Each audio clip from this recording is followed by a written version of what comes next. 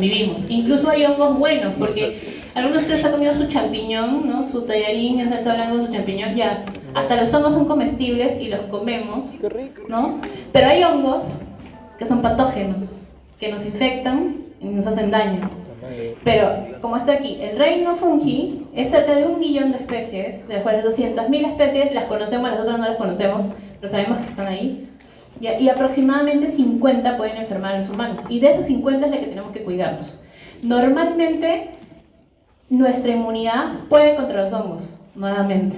Un paciente que tiene VIH, que es inmunosuprimido, no solo se va a infectar de bacterias, de virus, sino también se va a infectar de hongos, porque su sistema inmune no va a poder erradicarlos como el nuestro. Y así como les hablé de las bacterias, o sea, ni siquiera cuenten a los hongos que deben tener ahí en las carpetas. Hicieron un estudio, los del área de microbiología, en la facultad, y comenzaron a tomar muestras de los escritorios y de las carpetas. Y no saben toda la variedad de hongos que encontraron. ¿Sí? Y a raíz de eso es que supuestamente han mejorado la desinfección de los escritorios, pero yo no confío. ¿Ya? Pero por si acaso, así que para que mantengan ahí su asepsia, antisepsia a tope. ¿Ya? Entonces, a partir de los años 70 las infecciones micóticas en humanos han aumentado porque, primero, el uso irracional de antibióticos hace que haya resistencia. Y como hay un uso irracional no solamente de antibióticos, ¿verdad, Matías? Ven acá. Brunito, ven acá. Florian, acá. Los tres aquí en las primeras carpetas. Vamos. Vamos, chicos. ¿Para qué me distraen?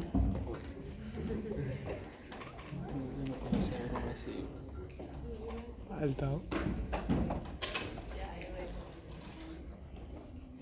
Dile que se siente cabrón. Por favor. En las celestes, claro, obvio. Junten las tres para que no se separen. No, jala la tercera y siéntate ahí.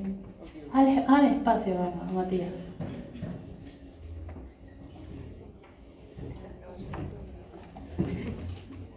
¿Ya? Gracias, chicos. Ya, ahora sí. Entonces, el uso de discriminar antibióticos, el uso irracional hace que cepas se vuelvan resistentes y otras cepas, como dice, pérdida del microbioma. Ustedes ya han visto en fisiología, con el doctor Rausch, han visto la importancia de la microbiota, no solamente a nivel intestinal, sino que hay microbiota respiratoria, ¿no? Hay microbiota incluso ahora genital, ¿no? Y todo eso es importante para que los oportunistas no proliferen. Y en este caso también para mantener a raya los hongos. La inmunodepresión, no solamente en los pacientes con VIH, sino en aquellos que son en trasplante. Ahora hay trasplante de córnea, trasplante de corazón, trasplante de pulmón, trasplante de hígado, trasplante de riñón.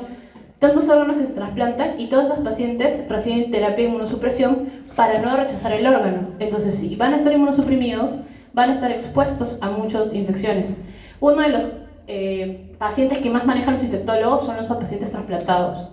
¿Por qué? Porque los tienen que vacunar contra un montón de enfermedades y mantener profilaxis contra un montón de enfermedades, tanto contra antimicóticos y antivirales y antibióticos, con todas las profilaxis de todo lo que les puede pasar. ¿Sí? Los pacientes con quimioterapia, en tratamiento con quimioterapia, también van a ser inmunosuprimidos y también pueden estar expuestos a infecciones micóticas.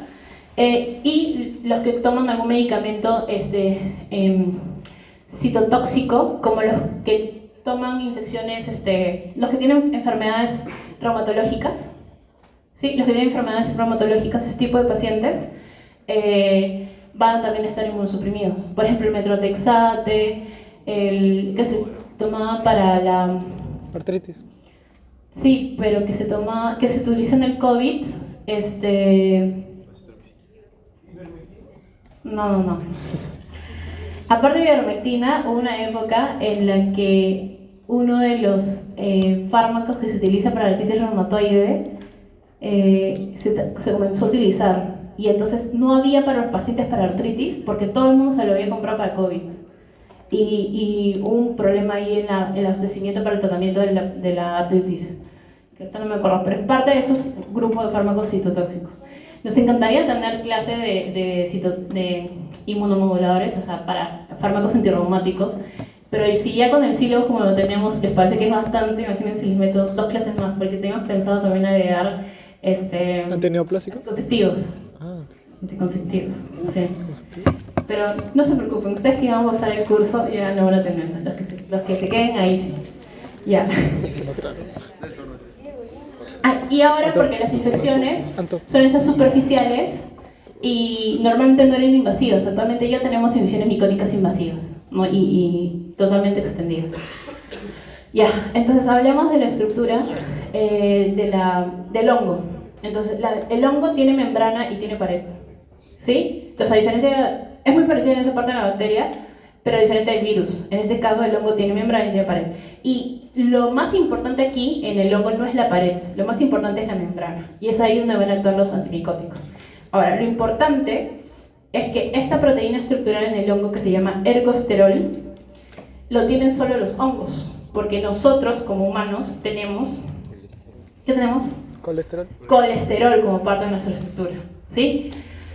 El problema radica en que ergosterol y colesterol, si bien son únicos para las especies, o sea, nosotros tenemos colesterol y el hongo tiene ergosterol, las enzimas que metabolizan son CYPs, y ahí tenemos la similitud.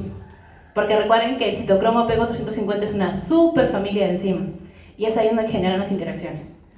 Bien, entonces tienen su bicapa, y en esta bicapa tenemos al ergosterol, ¿sí? En la estructura, bicapa fosfolípido, y luego van a estar unidas hacia la pared, y la pared va a tener betaglicanos, y van a unirse estructuralmente con las quitinas hacia la membrana, ¿sí? Y ahí es donde van a ver su interacción. Entonces, en esta membrana que está combinada con su pared, y luego tenemos otro sitio de acción, en el DNA y el RNA micótico, donde pueden actuar otros antimicóticos. Entonces, dentro de los grupos, tenemos un grupo grande que son análogos de macrólidos. ¿Se acuerdan que les dije que los macrólidos los vamos a ver en antimicóticos? ¿Sí? Ya, entonces aquí tenemos la anfotericina B y la nistatina, que forma este canal como un túbulo donde va a secuestrar al ergosterol, porque esa es la palabra, secuestra al ergosterol. Me da risa porque yo uso analogías para que ustedes entiendan, porque si han estudiado en su seminario de Fisio 1 la parte de memoria y aprendizaje, saben que cuando consolidan el aprendizaje es cuando lo unen con otro recuerdo y generan la consolidación del aprendizaje. Entonces yo trato de usar analogías para que ustedes se acuerden, pero no es para que coloquen en el pasito, es el caballo de Troya. O sea, ¿sí? O sea, eso es posible. En el examen nos va a venir que el inhibidor de beta-lactamasa es un caballo de Troya. Es una analogía para que ustedes entiendan. ¿Ya? Por favor. Cuando hablen con sus profesores y les digan esos términos, les dicen, puede ser como un caballo de Troya, por ejemplo. O sea, también es una analogía. Digan que es una analogía porque si no, les va a entender cualquier cosa. ¿Sí? Igual cuando les digo los transportadores y todo eso, es para que lo puedan entender mejor. No es que realmente sea un caballo de Troya, ¿ya? Ya. Entonces, el término es secuestra, y ese es un término que sí está especificado, secuestra, ¿ya? Al ergosterol, y deja un conducto por donde pasan iones. Y ese efecto de iones es el que hace que se desnaturalice toda la célula, ¿sí? Del hongo. Ahora, hay otro mecanismo que es inhibir a la beta-glucanosintasa para que no haya beta-glucanos, que eso es de las equinocandinas. En la síntesis del ergosterol hay varios pasos. Va desde escualeno a lanosterol y luego a ergosterol. Cuando pasa de escualeno, puede ser inhibido por la terbinafina. La terbinafina es uno muy utilizado para micosis superficiales, ¿sí? Y es muy interesante su uso porque se usa sobre todo para onicomicosis, todo lo que es micosis superficial, pero no se suele dar de forma sistémica por toxicidad. Pero no lo he definido acá, pero está escrito terbinafina. Luego, de lanosterol a ergosterol, ahí están los azoles, ¿no? Donde tienes los triazoles, que su capacidad es, para poder pasar de lanosterol a ergosterol, es que ahí va a tener el CYP, ¿no? La isoforma del CYP del hongo va a ser inhibida por los azoles. Y hay algunos que también inhiben a los beta-glucanos para que no se puedan unir a las quitinas y no hay interrelación entre la membrana y la pared y también se desnaturaliza. ¿sí? Y por último, el que inhibe el TNA micótico, la flucitocina. Y justamente por ese mecanismo genera bastantes interacciones. Esto es un poquito difícil de entender, pero ya, vamos a ver. Bien, entonces las infecciones micóticas se clasifican por su capacidad, solo de haber visto ya en microbiología, no me voy a extender, micosis superficial y micosis profundas o sistémicas. Las superficiales son conocidas como dermatomicosis, que generalmente infectan a todo lo que es tejido celular subcutáneo, no, perdón, sí, tejido celular y lo que se llama piel y faneras, no sé si tienen ese término, que es piel, pelo y uñas, todo ese grupo se llama así, que son las onicomicosis. Y tienen a todas las tiñas. Tiña capitis, que es el hongo del cuero cabelludo. Tiña cruris, que es el hongo de la ingle, de toda la parte genital. Tiña pedis, el del pie, que es el Onomatopeia de Cleta, que es el que siempre combaten con los talcos o los desodorantes que tienen ciertos antibacterianos, justamente para eso. Y tiña corporis, que es la que puede aparecer en cualquier parte del cuerpo, ¿ya? Esas son las dermatomicosis. La candidiasis puede ser sistémica o puede ser superficial. La cándida superficial es la cándida albicans, ¿sí? Que es la que produce, que se aparece en la mucosa oral o vaginal, llamado muget, o en la piel, en cualquier parte que pueda aparecer, cándida albicans. Pero no es la única cándida, ¿ya? Sobre todo ahora que hablé con mi amiga que es infectóloga, dice que lo que ha proliferado es una cándida llamada cándida aureus, así como el Staphylococcus aureus, aquí hay una cándida aureus, que es la cándida dorada, y esa es resistente a todos los antimicóticos. Entonces, ¿qué le das? No le puedes dar nada. Tratas ahí con combinaciones de antimicóticos, pero ahí le rezas nomás de que no se muere el paciente y que la inmunidad pueda hacer algo. Así que no crean que, porque es cándida normal, hay cándidas muy patógenas, ¿sí? Y hay varias cándidas. Lo vamos a ver, qué grupo es especial para cándidas. Bien, esas son micosis superficiales. Eso se puede tratar de forma tópica generalmente, no necesitamos darle forma sistémica, aunque algunas tiñas, sobre todo a nivel de las uñas, las que producen la onicomicosis, que puede ser el pie de cleta o la tiña corporis, ahí sí pueden necesitar tratamientos sistémicos, ¿no? Que generalmente no se dan con azoles. Ya.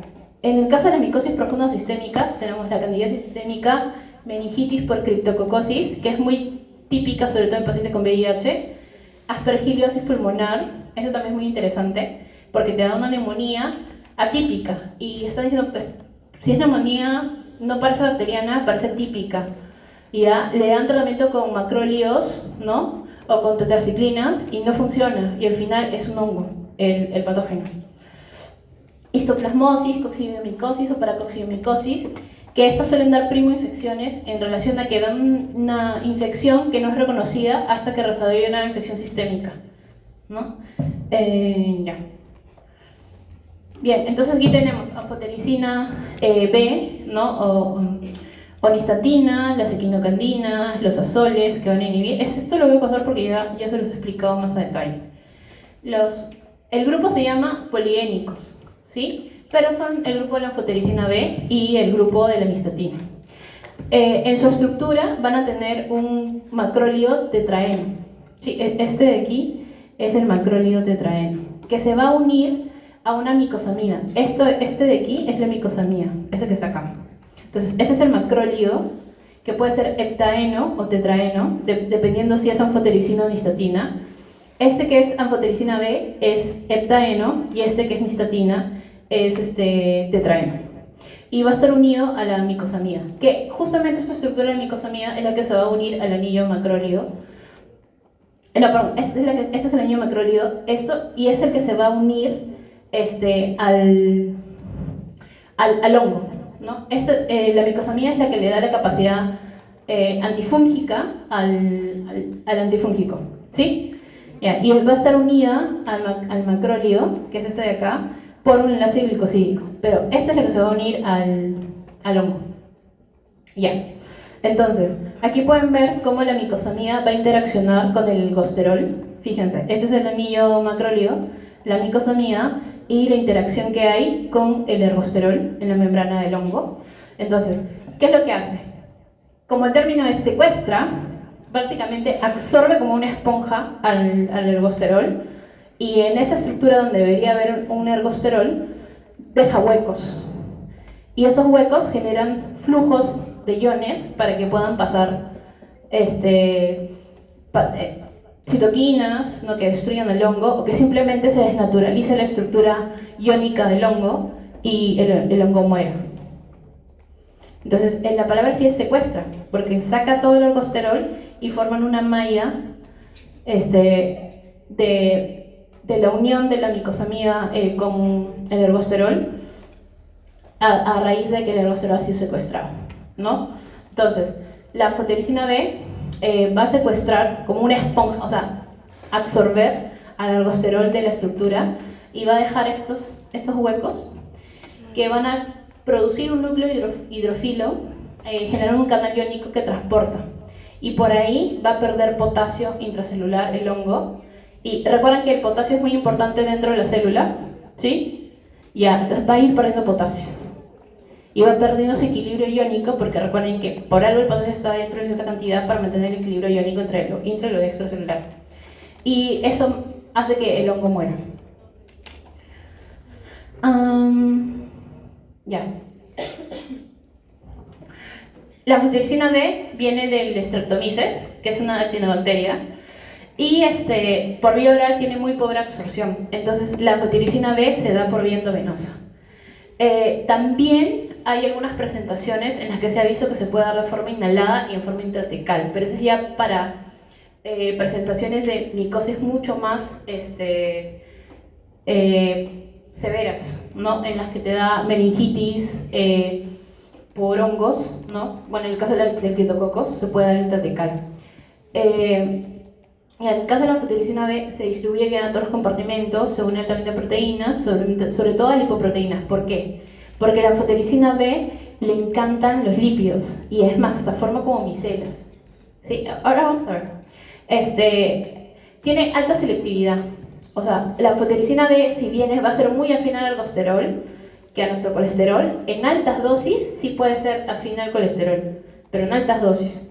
Entonces, como el ergosterol es más de células micóticas y el colesterol es de células mamíferas, y es diferente a la bacteria, entonces no vamos a tener una acción inicial de que vaya directamente a secuestrar nuestro colesterol, porque si secuestra el colesterol, desnaturalizaría todas nuestras células, y eso no es lo que pasa. Entonces va a ser de tratamiento de elección para un montón de infecciones micóticas. Sí, aquí está toda la lista, larga lista. Entonces, normalmente cuando un paciente ingresa por una micosis sistémica a generar tratamiento, lo primero que piensan es en darle anfotericina B, ¿sí?, de forma sistémica, y se da de forma parenteral. Ahora, la anfotericina B tiene varias presentaciones, ¿ya? La anfotericina B convencional, que es la más tóxica, y sobre todo su toxicidad es nefrotóxica; la anfotericina B liposomal, la anfotericina B coloidal y la anfotericina B complejo lipídico. Entonces es una molécula que tiene mucha afinidad por las lipoproteínas, o sea, y por fosfolípidos, por lo cual la anfotericina B liposomal es mucho más estable, porque en su estructura ya va a estar asociada a lípidos, haciendo que sea mucho menos tóxica, porque va a interaccionar menos con las membranas. Eso también le da un tiempo de vida media más prolongado, ¿sí? Hace que se prolongue su tiempo de vida media, porque va a ser como micelas que van a envolver a la anfotericina para evitar que interaccione con las células. El metabolismo de la anfotericina B no está descrito, o sea, está descrito que no se conoce con exactitud cuál es su metabolismo, pero sí se sabe que tiene mucha interacción a nivel renal, por eso produce nefrotoxicidad. Se sabe que casi no se metaboliza y se excreta por la vía biliar, y el 40% se elimina por vía renal en 7 días. ¿Sí? ¿Por qué se elimina en 7 días? Estamos hablando de la anfotericina B liposomal, porque justamente su composición alarga su tiempo de vida media. Cuando se administra algunos fármacos, eso no lo habíamos hablado antes, cuando se administran ciertos fármacos, en este caso con antipicóticos, y eso también se produce con los quimioterápicos, ¿no?, para el tratamiento de cáncer, se da la llamada premedicación. ¿Qué es una premedicación? Es una medicación que se da antes del tratamiento per se para evitar los efectos adversos que ya son conocidos, que son muy frecuentes. Entonces, ¿qué efectos adversos suelen dar los quimioterápicos? Náuseas y vómitos, hipersensibilidad. Entonces, ¿qué les dan? Antiinflamatorios como dexametasona y inmunomoduladores, antihistamínicos y le dan dimetilidrinato como antiemético. O sea, esa es la premedicación. En este caso, la anfotericina B también se da con premedicación para evitar los efectos adversos frecuentes de la anfotericina B. Se da antipiréticos, que puede ser en el caso del paracetamol, antihistamínicos, en el caso del dimetilidrinato para disminuir las náuseas y los vómitos. Meperina también se puede dar, glucocorticoides, aunque los glucocorticoides que están mal, aumenta el riesgo de hipercalemia, ¿sí? Porque recuerden, hay pérdida de potasio. Hidratación y carga de sodio, también es necesario dar una buena hidratación y carga de sodio para disminuir la nefrotoxicidad. Aunque ya solamente por dar anfotericina B liposomal va a haber menos nefrotoxicidad, tienes que dar como premedicación una buena hidratación. El paciente tiene que estar bien hidratado y dar una carga de cloruro de sodio. ¿Se han visto, no, en Fisio 2 las soluciones de hipersodio y calium? Ya, le da su hipersodio y le da su hidratación. Ya. A diferencia de la anfotericina B, que no lo damos por vía oral porque no se absorbe bien, pero por vía parenteral sí se usa, la nistatina tiene pobre absorción por vía oral, pero es muy tóxica. Por eso ni siquiera por vía oral se da nistatina. Entonces la nistatina, por su alta toxicidad, se reserva como un antimicótico de acción tópica.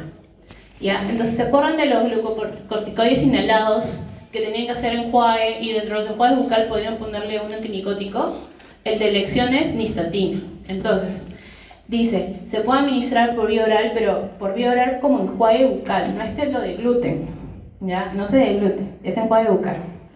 Vía tópica, no aplicaciones, hay cremas que tienen nistatina, y intravaginal, en óvulos intravaginales. El mecanismo de acción es igual, secuestra el aldosterol es de las células micóticas, y la nistatina tiene mucha actividad contra las diferentes cándidas. ¿Ya?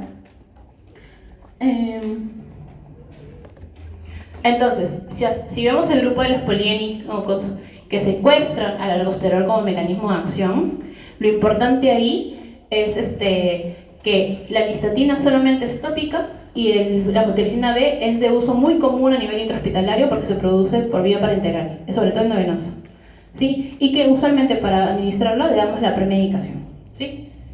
Para evitar la nefrotoxicidad. La flucitocina, ese es el que se suele dar combinado con anfotericina B, ¿ya? Y tiene administración oral. Entonces, podemos dar la administración oral de la flucitocina mientras se da la administración parenteral con anfotericina B. La flucitocina tiene muy buena disponibilidad por vía oral, se une poco a proteínas, pero se distribuye ampliamente, atraviesa la barrera hematoencefálica y se concentra bien en el líquido cefalorraquídeo. La flucitocina no se metaboliza y más del 90% se elimina sin cambios en la orina por filtración glomerular. Ahora, la flucitocina tiene buena actividad contra cándidas, contra criptococo, neoformas. Entonces, cuando hay tratamiento de criptococosis, normalmente se da la combinación de anfotericina B con flucitocina. Es muy usual esa combinación. Para la aspergillosis también se puede dar. Y sobre todo cuando se sospecha de resistencia a anfotericina B, se puede agregar flucitocina y mejora el perfil de resistencia. En la gestación obviamente no se da porque como tiene succión en DNA, es teratogénico. Ya. Esa es una estructura del Goodman que traté de resumir para que se pueda entender cómo es la farmacodinámica de la flucitocina. Entonces la flucitocina va a pasar a 5-fluoruracilo, ¿sí? La flucitocina que está acá, mediante la citosina de anidasa, va a pasar a 5-fluoruracilo, que es como que el primer paso. Luego, mediante la fosforribosil pirofosfato, ya va a pasar a 5-fluoruracil ribosa monofosfato. Aquí lo importante es que vean que va de monofosfato, ya, a difosfato, y luego tiene que pasar a trifosfato. Y para que pase a trifosfato hay la timilato sintasa. Y esta timilato sintasa va a ser inhibida por la flucitocina. Al estar unida, la va a inhibir y ya no va a ver la transformación a la trifosfato, la desoxiuridil trifosfato. Recuerden siempre, todo lo que tiene que ver con DNA es muy importante que pase hasta trifosfato con algunas excepciones. En este caso, inhibir a la timidilato sintasa va a evitar que se forme de esa forma.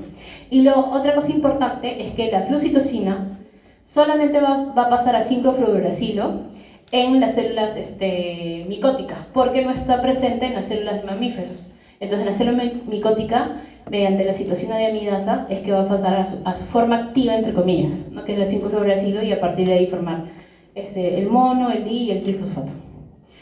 Efectos adversos, todo lo que tiene que ver con proliferación, y en este caso a nivel de la médula ósea tiene bastante. Anemia plástica, eosinofilia, neutropenia, trombocitopenia, incluso puede llegar a producir sangrados evidentes por la trombocitopenia. Los comunes por la administración oral, dolor abdominal, anorexia, diarrea, náuseas y vómitos. Estos son de las RAMs más comunes, simplemente porque dices el fármaco por vía oral. Puede causar hepatotoxicidad, como ictericia y hepatitis, y en el sistema nervioso central, como penetra, puede causar ataxia, sedación, dolor de cabeza, e incluso puede producir alucinaciones, pero es lo más raro, no es lo más frecuente. Lo más frecuente son a nivel de la médula y los inespecíficos, anorexia, diarrea, náuseas y vómitos. Ya, equinocandinas. Las equinocandinas se encuentran de forma natural en Aspergillus, ¿ya? Es un lipopéptido cíclico, tiene una actividad como un anillo, ¿sí? Que tiene una cadena lateral lipofílica. Estos de aquí tenemos a los que son aprobados por uso clínico: caspofungina, anidulafungina y micafungina. Y desde el punto de vista farmacológico también son muy interesantes. Normalmente estas equinocandinas van a cubrir cándida, pero cándida sistémica. Ya no estamos hablando de cándida tópica, sino cándida sistémica. Y aspergiliosis. Infecciones por aspergilios que pueden estar relacionadas a infecciones que comienzan con neumonías, pero también se hacen sistémicas. Las equinocandinas van a inhibir la 1,3 beta-glucano, impidiendo que se forma el beta-glucano que es necesario para la estructura de la pared micótica. Entonces, tienes al peptidoglicano, que es de la bacteria, pero tienes al beta-glucano, que es el de la pared del hongo, ¿sí? Entonces, al inhibir este complejo, mediante la glucano sintasa, ya no va a haber formación. Entonces, ya no se puede unir a las quitinas, y al no unirse a las quitinas no generan integridad de pared y membrana, que es parte importante para darle la protección, ¿ya? Entonces, caspofungina se puede administrar por vía endovenosa y porque tiene mala absorción por vía oral, y sirve para las aspergiliosis y candidiasis sistémicas, aspergiliosis invasiva, candidiasis esofágica, que es una de las presentaciones más frecuentes, candidemias en general, y tratamientos empíricos de neutropenia febril. ¿A qué se refiere esto? Paciente que tiene fiebre más de 2 semanas y no saben la causa, y cuando ven el hemograma tiene neutropenia, es neutropenia febril. Generalmente se llaman del grupo de las patologías que dan fiebre de origen desconocido, ¿sí? O sea, paciente que tiene fiebre y nadie sabe por qué. Tienen que pensar en hongo, y en ese caso puede ser un hongo que cubra, o sea, para eso se da caspofungina. Y anidulafungina, ese es el que es muy interesante, porque no se metaboliza, pero tiene una degradación química por enzimas propias del organismo que van a romper el anillo, que le da la capacidad antimicótica, y esto normalmente se demoran varias horas en degradar este anillo, por eso es un tiempo de media de 24 horas. Entonces, si yo tengo un paciente que tiene una función hepática adecuada, puedo utilizar caspofungina, que tiene metabolismo de hidrólisis y N-acetilación, o sea, tiene fase 1 y tiene fase 2, ¿sí? Pero si mi paciente tiene insuficiencia hepática asociada a la infección micótica y yo necesito una equinocandina, porque es una aspergiliosis, por así decirlo, o una candidiasis esofágica, que es una de las presentaciones sistémicas, ¿qué le puedo dar? Anidulafungina, porque tiene insuficiencia hepática, puede tener insuficiencia renal, y su metabolismo es por degradación química propia del organismo, no necesita las enzimas hepáticas, ¿no? Es una degradación química por su misma estructura que va a destruir el anillo. Entonces, esa es una de las ventajas de una fungina. Entonces, un paciente que incluso necesita el hígado para metabolizar otros fármacos, tú no necesitas que metabolice este antimicótico, ¿sí? Ya. Efectos adversos, los típicos de ambos: náuseas, vómitos, diarrea. En este caso puede producir dispepsia, dolor abdominal, colestasis y necrosis hepática por su acción a nivel del hígado, pero esta es más específica de la capofungina, aunque no, la fungina también lo puede producir, como las RAM tipo B, que son de hepatocelular, ese tipo, ya, eso también puede producir. Y para terminar, los azoles, donde tenemos a dos clases. Dentro del grupo de los azoles, todos tienen el mismo mecanismo, pero hay que diferenciar entre imidazol y triazol. Es nada más temas de que unos son más específicos para ciertos hongos y otros no. Pero en general, si yo necesito un azol, le puedo dar cualquiera de los dos.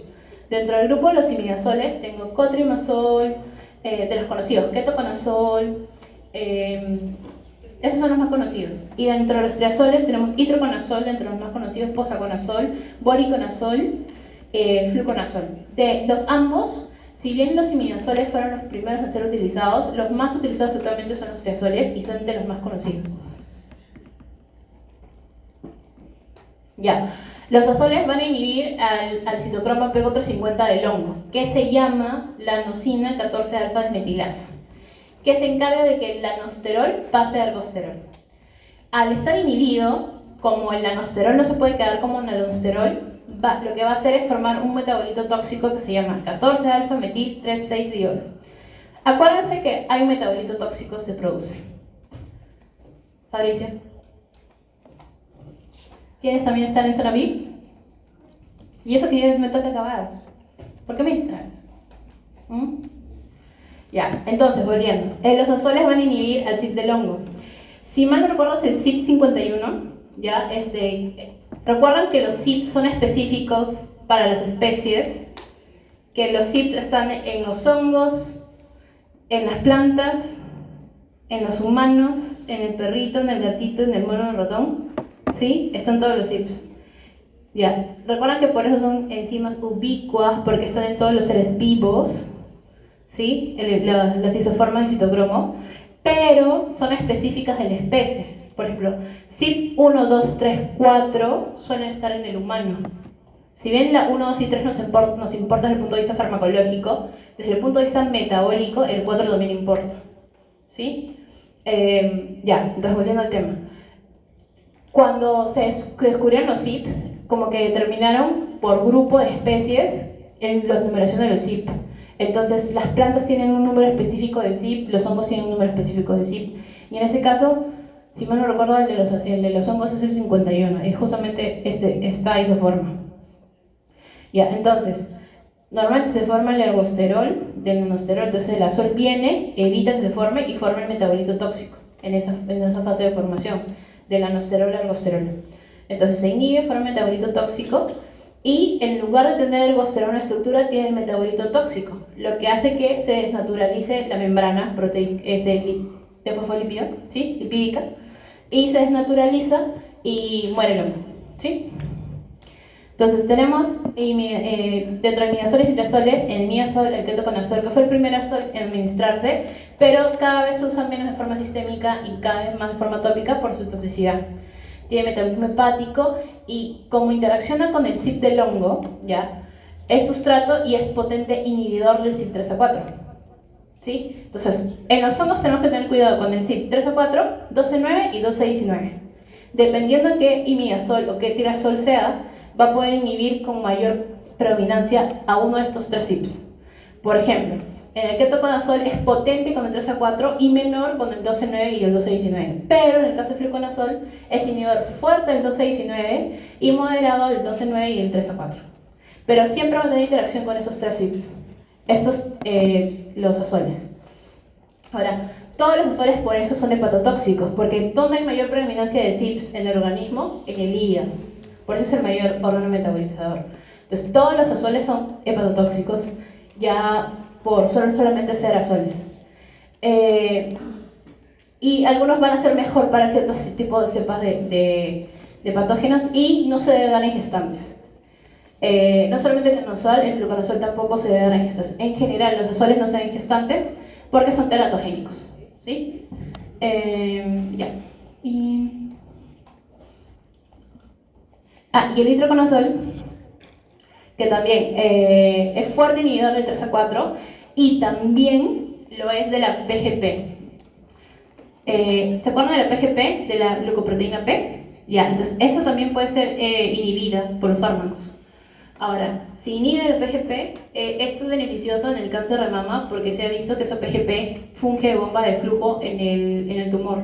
Entonces, eso es bloqueado y mejora la acción de los quimioterápicos. Entonces, el itraconazol se suele administrar por vía oral, va a tener buena penetración en diferentes tejidos, tiene metabolismo hepático por 3A4, por eso tiene una fuerte interacción con el 3A4, y se usa para tratamientos sistémicos, pero también se usa para el tratamiento tópico de onicomicosis. Entonces tiene presentación en ungüentos de uñas, como geles, que se coloca ahí, se espera que se absorba y se retira. Entonces, para la onicomicosis en tiña y en candidiasis locales, que pueden ser vaginales o infecciones sistémicas como las descritas acá. Y ya, creo que ahí termina. Ya, chicos, y yo no quería dejar de mencionar el fallecimiento del doctor Castañeda, porque el doctor Castañeda